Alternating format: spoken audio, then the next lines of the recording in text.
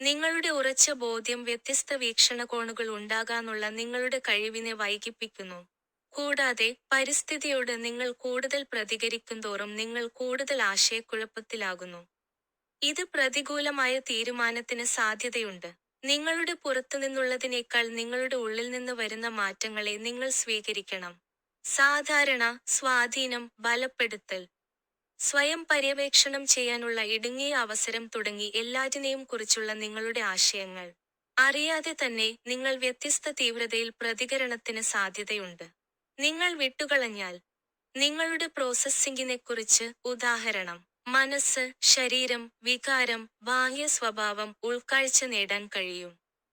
നിങ്ങൾ എന്തെങ്കിലും മുറുകെ പിടിക്കുമ്പോൾ, മികച്ചത് സ്വീകരിക്കാൻ വിടുക.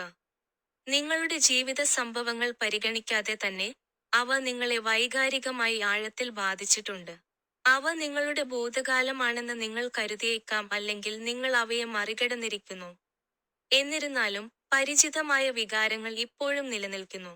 നിങ്ങൾക്ക് രോഗശാന്തി വേണമെങ്കിൽ, ശാശ്വതമായ സമാധാനവും സന്തോഷവും ലഭിക്കുന്നതിന് നിങ്ങൾക്ക് ഈ പ്രതികൂല വികാരങ്ങളെ ശാശ്വതമായി പുറത്തുവിടാൻ കഴിയും. സ്വയം സ്നേഹം യഥാർത്ഥത്തിൽ മനസ്സിലാക്കാൻ നിങ്ങൾ ഇതുവരെ പര്യവേക്ഷണം ചെയ്തിട്ടില്ലാത്ത സ്വാതന്ത്ര്യമാണിത്. ജീവിതത്തോടുള്ള നിങ്ങളുടെ സമീപനം മിക്ക കാര്യങ്ങളുടെയും അപര്യാപ്തമായ സത്യമുള്ള ഒരു വെർച്വൽ യാഥാർത്ഥ്യം പോലെയാണ്. മുൻകാല ജീവിതങ്ങൾ ഉൾപ്പെടെയുള്ള ജീവിതാനുഭവങ്ങളിൽ നിന്നുള്ള നിങ്ങളുടെ പ്രതികരണത്തെ അടിസ്ഥാനമാക്കിയുള്ള നിങ്ങളുടെ ആധികാരികമല്ലാത്ത ജീവിതമാണിത്. എല്ലാറ്റിന്റെയും രൂപഭാവത്തിനപ്പുറം നിങ്ങൾ പോകണം. സ്വാധീനങ്ങളില്ലാതെ അത് ചെയ്യുന്നത് കൂടുതൽ ഫലപ്രദമാണ്.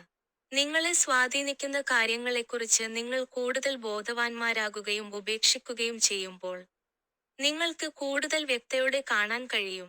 സൗഹൃദപരമായിരിക്കുമ്പോൾ, ആളുകൾ പൊതുവെ നിങ്ങളെ ആകർഷകമായ, ഇഷ്ടപ്പെടാൻ കൊള്ളാവുന്ന അല്ലെങ്കിൽ നല്ല പെരുമാറ്റമുള്ളതായി കാണുന്നു.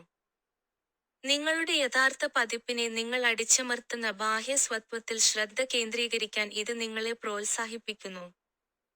ഒരു പരിപാടിയിൽ പങ്കെടുക്കുമ്പോഴും ആളുകളുമായി ഇടപഴകുമ്പോഴും നിങ്ങൾക്ക് എങ്ങനെ തോന്നുന്നുവെന്ന് ശ്രദ്ധിക്കുക. ഏറ്റവും പ്രധാനമായി, പിന്നീട് നിങ്ങൾക്ക് യഥാർത്ഥത്തിൽ എങ്ങനെ തോന്നുന്നു?